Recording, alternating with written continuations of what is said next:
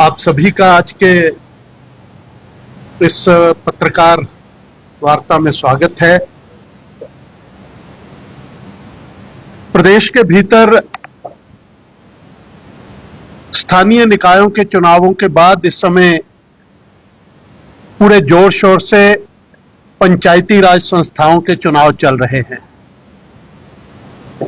और जब पंचायती राज संस्थाओं के चुनाव चल रहे हैं तो निश्चित तौर पे जनता के समक्ष सरकार की जवाबदेही भी बनती है कि लगभग 3.5 वर्ष से अधिक का समय आपको इस प्रदेश में सत्ता को संभाले हुआ है और बहुत से वायदे करके आप जनता के बीच में आए थे और जीतने के बाद आप अपनी ही कसौटी के ऊपर कितना खरा उतरे हैं उसका जवाब लेने का समय यह जनता का आया है।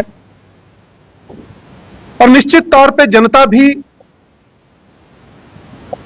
यह भी सच्चाई है कि चुनाव चिन्ह के ऊपर ये पंचायती राज संस्थाओं के चुनाव नहीं हो रहे हैं, लेकिन फिर भी कहीं ना कहीं परोक्ष रूप से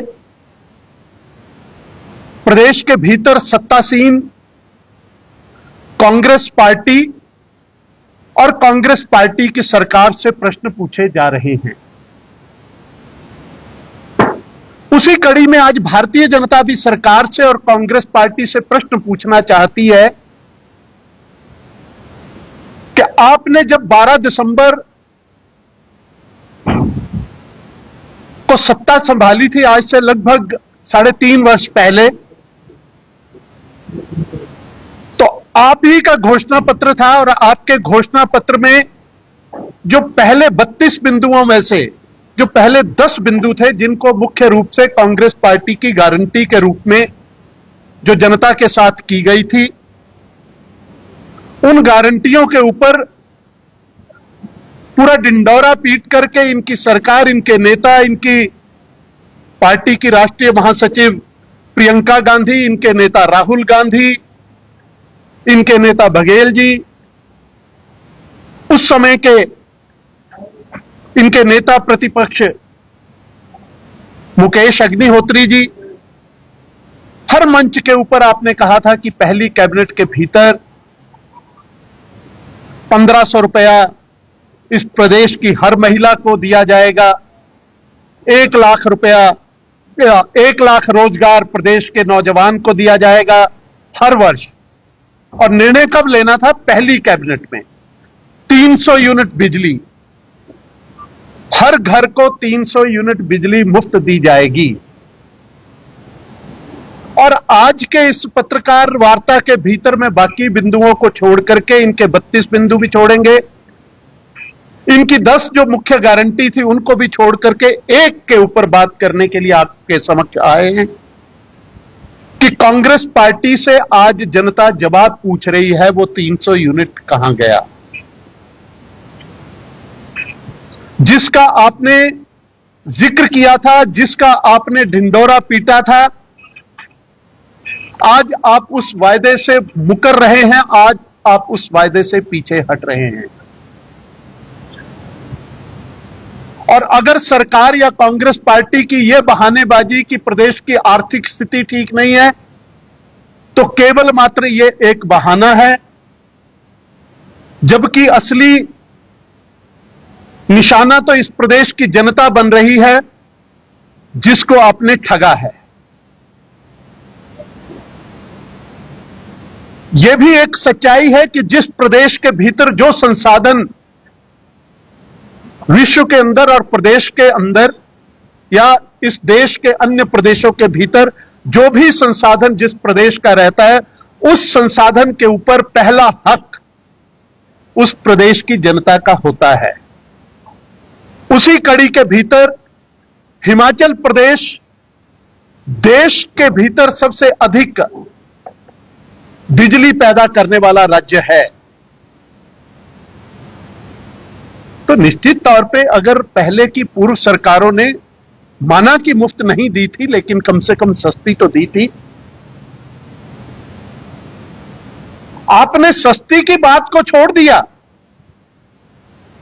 आपका अगर यह वायदा भी होता कि हम प्रदेश में आएंगे और जिस दाम के ऊपर बिजली पर यूनिट हर घर को दी जाती है, उसी दर के ऊपर उस दर को हम बढ़ने नहीं देंगे। आपने तो उससे भी 300 कदम आगे बढ़ा दिए। आपने कहा हर घर को 300 यूनिट मुफ्त दिया जाएगा। 2017 से लेकर के 2022 तक जयराम ठाकुर जी की सरकार, जयराम ठाकुर प्रदेश के मुख्यमंत्री, उन्होंने कम से कम एक गरीब आदमी को राहत देने का प्रयास किया था जिनकी बिजली की खपत कम होती है। उन्होंने कहा कि 125 यूनिट तक की बिजली हम उन घरों को मुफ्त देंगे। आपने तो आते ही उस व्यवस्था को भी ध्वस्त कर दिया। हमने तो 50% बसों में महिलाओं को किराया कम किया था। आपने तो एचआरटीसी को घाटे का बहाना बना करके वो भी बंद कर दिया। और आज प्रदेश के भीतर यह स्थिति आपने बना दी है कि गरीब आदमी अपने घर के अंदर एक बल्ब जलाना भी जो है वो उसको दूभर हो रहा है, मुश्किल हो रहा है। आज हिमाचल प्रदेश के अंदर बिजली की कंजम्पशन कितनी है? हिमाचल प्रदेश में कुल मिलाकर के जो बिजली का कंजम्पशन है लगभग 13,000 मेगावाट, और हमारी प्रोडक्शन कितनी है? 3500 से 4,000 मिलियन यूनिट तक हम पैदा करते हैं। सरप्लस बिजली स्टेट है। हम बिजली बेचने वाले राज्यों में से हैं, लेकिन बिजली हम उस राज्य को तब बेचें जब हम अपने प्रदेश के नागरिक को सुविधा दे पाए, अपनी प्रदेश की जनता को सुविधा दे पाए। और मैं तो इस उसमें कि ये कोई फ्री भी नहीं है। यदि सरकार को यह लगता है, कांग्रेस पार्टी को यह लगता है कि हम मुफ्त दे रहे हैं, नहीं, यह इस प्रदेश की जनता का अधिकार है। और इस प्रदेश में आपने बिजली की, कांग्रेस पार्टी बताया कि बिजली को लेकर के केंद्र सरकार के साथ इतने सालों का द्वंद्व आपने क्यों नहीं लड़ा? जो हिमाचल प्रदेश को 12% रॉयल्टी बिजली के ऊपर जो पैदावार होती है उसके ऊपर मुफ्त मिलनी चाहिए बिजली 12% के हिसाब से, आपने वो लड़ाई केंद्र सरकार के साथ क्यों नहीं लड़ी? क्यों उस लड़ाई का आगाज इस प्रदेश के भीतर जब भारतीय जनता पार्टी की सरकार बनती है तो शांता कुमार जी को लड़ना पड़ा? और ये इस प्रदेश के उस समय के मुख्यमंत्री 1990 में जब शांता कुमार जी प्रदेश में मुख्यमंत्री बने, उन्होंने ही कहा था कि हिमाचल प्रदेश की नदियों में बहता हुआ पानी, ये पानी नहीं है, सोना है। ये कोई कहावत या मुहावरा नहीं था, यह कहने के लिए बात नहीं थी, ये एक सच्चाई थी। यह हमारे प्रदेश का संसाधन है। उस पानी से हम बिजली पैदा करते हैं, उस पानी से हम इस देश को रोशन करने का काम करते हैं।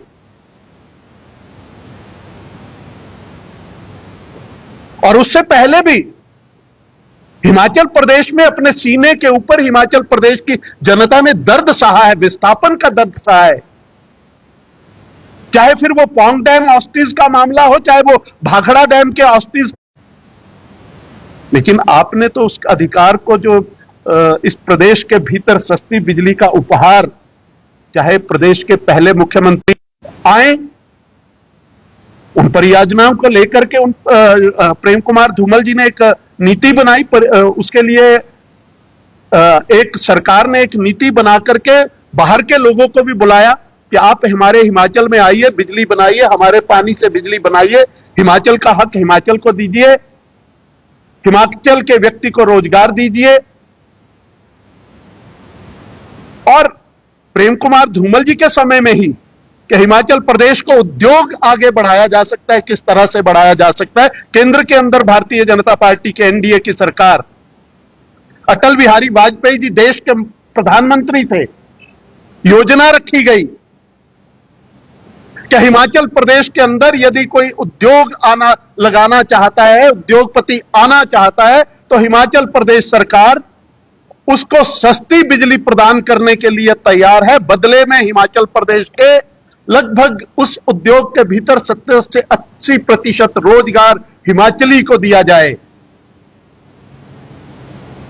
उस उद्योग से आने वाला जो राजस्व है उससे हिमाचल प्रदेश की आर्थिक स्थिति सुदृढ़ हो।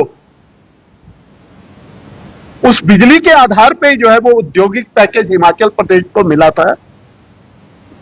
आज आपने क्या किया? तो उनको भी बंद कर रहे हैं। आप तो हिमाचल प्रदेश के अंदर आपने कहा कि हम 1 लाख नौजवान को रोजगार प्रति वर्ष देंगे, लेकिन जिसको उन उद्योगों में रोजगार मिला था और वो उद्योग बंद हो रहे हैं। उससे तो जिनको रोजगार मिला था वो भी बेरोजगार हो रहे हैं।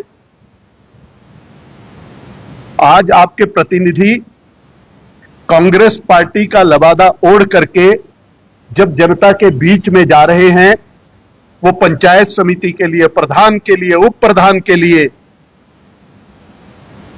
अलग अलग पदों के लिए जब आपसे वोट मांग रहे हैं, तो प्रदेश की जनता को जवाब देना कांग्रेस पार्टी की ये जवाबदेही बनती है, इस सरकार की जवाबदेही बनती है।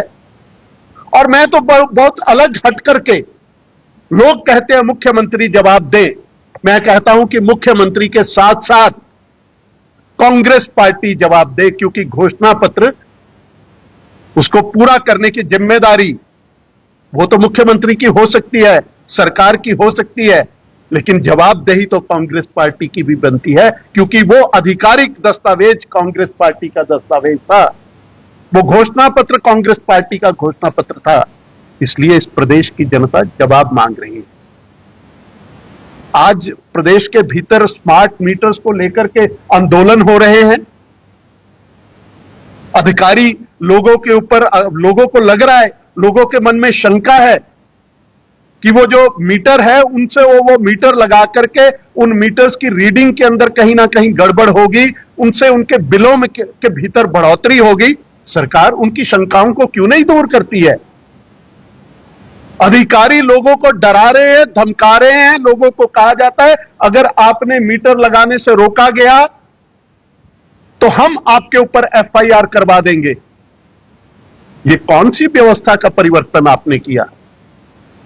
मेरा घर, मेरे पैसे से लगने वाला मीटर, उस मीटर से चलने वाला जो बिल आएगा वो बिल देने वाला मैं, और एफआईआर करने वाली सरकार हो गई। हमारी शंकाओं का निवारण करने की जिम्मेदारी आप नहीं समझते हैं, लेकिन जनता को कहीं ना कहीं कानून के रास्ता दिखा करके आप डराना धमकाना चाहते हैं, और आपको लगता है कि भारतीय जनता पार्टी चुप बैठ जाएगी। 300 यूनिट का जवाब आपको चुनाव के भीतर जो आपने नहीं दिया उसका मिलेगा, लेकिन बाकी जो जनता की लड़ाई है, अगर आपके अधिकारियों ने, आपके कर्मचारियों ने अगर जनता को डराने और धमकाने का यह सिलसिला बंद नहीं किया, तो निश्चित तौर पे भारतीय जनता पार्टी पूरा प्रदेश व्यापी आंदोलन इस प्रदेश के भीतर शुरू करेगी।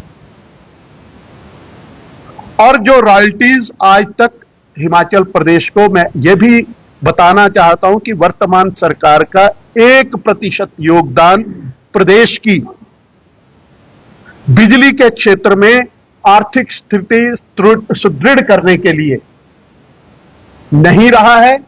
जितनी भी योजनाएं चल रही हैं, जिन भी योजनाओं के लिए संघर्ष करना पड़ा है, वो चाहे केंद्र की सरकारों की समक्ष करना पड़ा है, वो बीबीएमबी से हिस्सा लेने की बात, वो क्यों 2007 से लेकर के 11 के बीच में जब भारतीय जनता पार्टी तक का जो हिस्सा था, लगभग 40-45 वर्ष का जो हिस्सा, वो आज तक नहीं मिला है। कि कितनी बिजली फ्री मिलेगी? 18% मिलेगी, 25% मिलेगी, 10% बिजली मिलेगी। यह लड़ाई लड़ी तो प्रेम कुमार धूमल जी ने लड़ी। निश्चित तौर पे हिमाचल प्रदेश के हक के लिए बहुत बड़ा युद्ध था। सुप्रीम कोर्ट तक लड़ी, सुप्रीम कोर्ट से फैसले आए, लेकिन अफसोस है कि जो लड़ाई हिमाचल प्रदेश के गठन के साथ शुरू हो जानी चाहिए थी। इतने वर्ष तक हिमाचल प्रदेश को जो 45 वर्ष का घाटा पड़ा, हिमाचल प्रदेश आज देश का सबसे सुदृढ़ राज्य होता, लेकिन पूर्व की कांग्रेस की सरकारों ने उसमें कोई काम नहीं किया। इसलिए आर्थिक तौर पे हिमाचल प्रदेश जो है वो कर्जदार होता चला गया। और अब तो बचा 1 साल का, सवा साल का समय है, उसमें भी कुछ होने वाला नहीं है मित्रों। इसलिए आपकी योजना क्या है, क्यों आप नहीं दे पाए? और फिर मैं बताना चाहता हूं कि आपने बिजली बोर्ड का घाटा पूरा करने के लिए आपने कुछ नहीं किया। आपने जनता को भी दर्द दिया, दूसरी तरफ आपने बिजली बोर्ड के कर्मचारी को भी दर्द दिया है। आपके अपने घोषणा पत्र के भीतर, निगमों बोर्डों के भीतर कर्मचारी को पेंशन देने का मामला था, बिजली बोर्ड के कर्मचारी को भी पेंशन देने का मामला था, आपने नहीं उठाया। आज भी वो संघर्ष कर रहे हैं। आज बिजली बोर्ड के कर्मचारी को जिस तरह से जनता बिजली के लिए तरस रहे हैं, वो सैलरी के लिए तरस रहे हैं। हर 4 महीने बाद, 6 महीने बाद उनको सड़कों में उतरना पड़ता है अपनी सैलरीज के लिए। जो इस बिजली बोर्ड का, जिसको आप अब ऑटोनोमस बॉडी के नाम से कहते हैं, आपने वहां के कर्मचारी को भी ठगा है। आपकी अपनी ट्रेडिंग हिमाचल प्रदेश के अंदर बिजली को लेकर के जो बिजली बोर्ड करता था, बिजली बोर्ड का नियामक बोर्ड करता था, रेगुलेटरी अथॉरिटी करती थी, आपने बिजली ट्रेडिंग को जो है आपने पॉलिसी, आप उसमें भी प्राइवेट प्लेयर ले आए, चहेते लोगों को ले आए। क्या हिमाचल प्रदेश की बिजली, हिमाचल प्रदेश के अधिकारी उसको बेचने का अधिकार नहीं रखते हैं? आप क्यों थर्ड पार्टी उसमें ला करके जो हिमाचल प्रदेश का हक है वो किसी तीसरे को देना चाहते हैं? ये सारी व्यवस्थाओं के ऊपर प्रश्न जो है निश्चित तौर पे इस चुनाव के भीतर पूछे जा रहे हैं, और उनका जवाब जो है वो कांग्रेस पार्टी को आखिरकार देना ही पड़ेगा, नहीं तो उसका खमियाजा भुगतने के लिए ये जो पंचायती राज के चुनाव हैं, इसी में ही सरकार को तैयार रहना पड़ेगा। धन्यवाद, मुझे इतनी ही बात करनी।